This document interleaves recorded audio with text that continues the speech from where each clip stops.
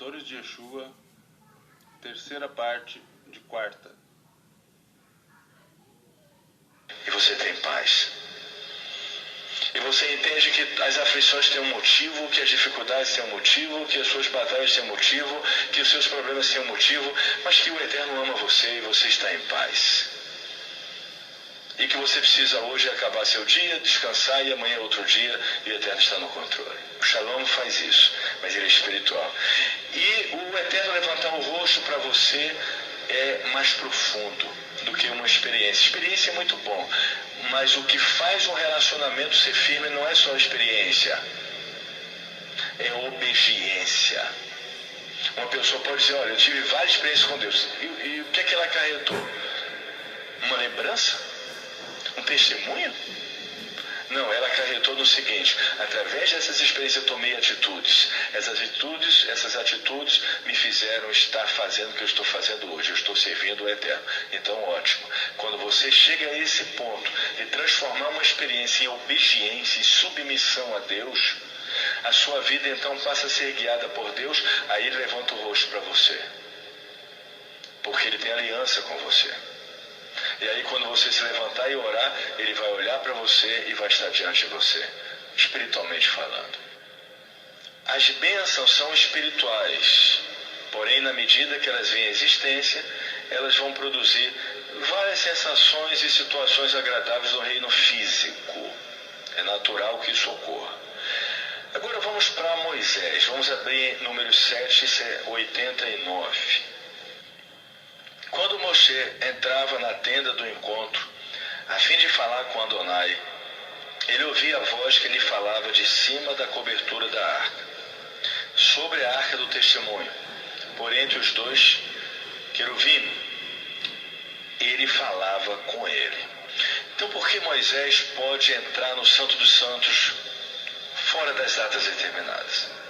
Porque Davi pôde entrar no lugar santo e comer um pão que só o sacerdote poderia comer.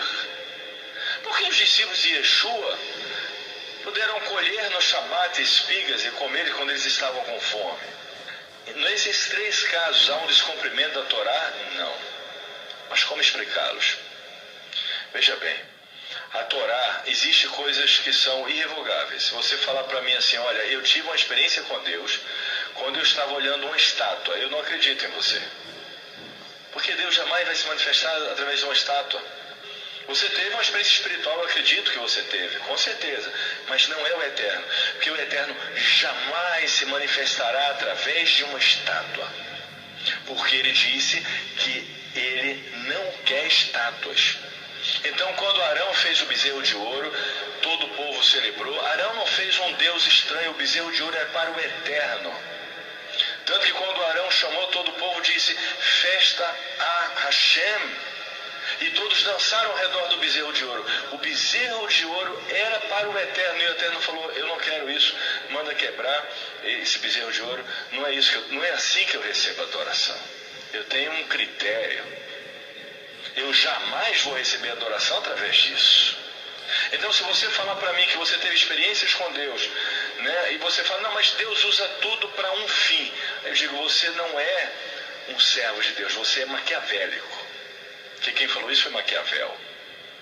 Maquiavel disse que o fim justifica os meios. A Bíblia não diz isso. Os meios têm que ser de acordo com o critério divino. Não pode qualquer coisa. Então aqui existe um outro conceito. E para nós entendermos esse conceito, abra em Tito 1,15. E volta a dizer, nunca diga assim, olha, não, Deus fez isso porque Deus é Deus, Deus faz o que quer. Não fale assim. Hashem, embora possa fazer todas as coisas, Hashem só age segundo as regras e as leis que ele estabeleceu. Ele não faz exceções para cumprir algo, ele cumpre a lei do jeito que ela é, porque foi ele que gerou a lei.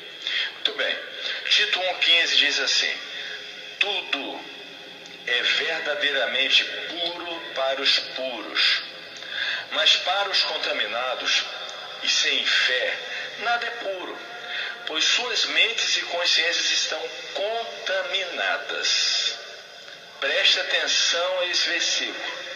Existem algumas leis que dão acesso ao sagrado, que contém restrições para que a grande maioria dos seres humanos não morram, não se prejudiquem, porque eles não estão preparados. Mas quando um ser humano alcança um nível de espiritualidade e proximidade muito forte do Eterno, eles podem ter acesso e as restrições não se aplicam a eles, porque eles têm condições de estar naquela situação.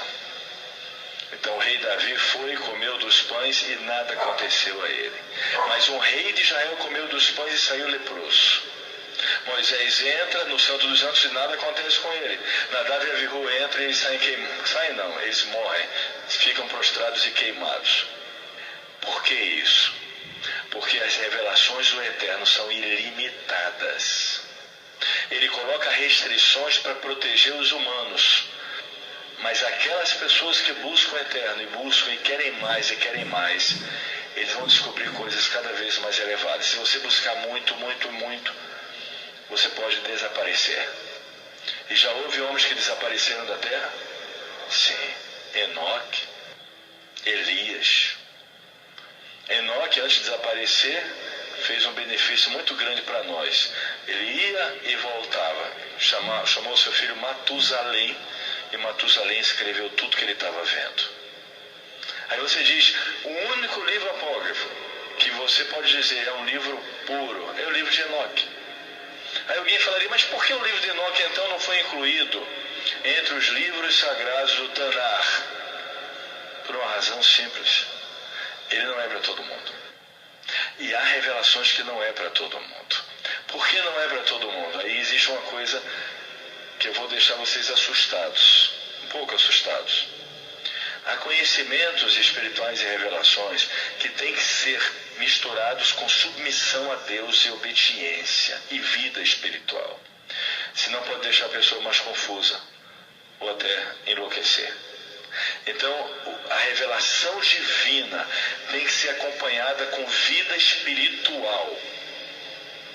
E eu tenho visto isso na internet. Tem gente que começa a pescar conhecimento sem vida espiritual e começam a pregar cada coisa mais louca do que a outra.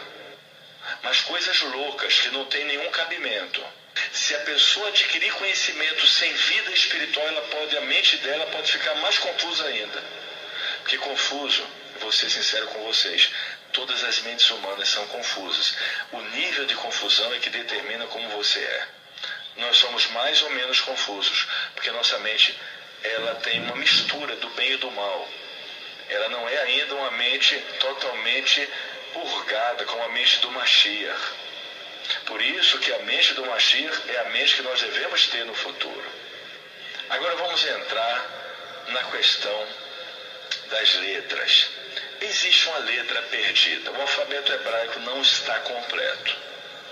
E é uma das coisas que eu ficava muito, quando a gente usa o tefilim, a conexão com o Eterno é muito forte. Se você realmente tomar tempo para usar o tefilim, você pegar o tefilim com tempo, sem assim muita pressa, você vai colocando, coloca no braço, depois coloca na cabeça, devagar, depois cita o Shema, você sente uma proximidade do Eterno muito forte. Parece que o céu se abre, parece que alguma coisa conectou. E eu perguntei o que tem de tão especial no tefilim. Uma das coisas do tefilim tem uma letra, que é parecido com o Shin, mas não é Shin. Ela tem 4 pernas. E essa é a letra perdida. Aí você fala, poxa, encontramos, os rabinos colocaram na caixinha do tefilim a letra, mas ninguém sabe o som. E o som dessa letra tem poder de criação, combinado com outras letras. E o Eterno tirou essa letra do alfabeto hebraico. Ela só voltará ao alfabeto quando Yeshua voltar. Porque todo mundo físico foi feito por combinações de sons e palavras. Porém, por alguém que tenha conexão com o Espírito de Deus. Você pode fazer essas combinações e não acontecer nada. Eu tenho absoluta certeza que Yeshua explicou isso para os apóstolos. E Yeshua fez coisas como cuspir no chão, pegar a areia e fazer um olho. ou fazer uma pessoa andar em cima das águas. Eliseu pegou sua capa, jogou na água e a água se abriu, ele passou pelo meio.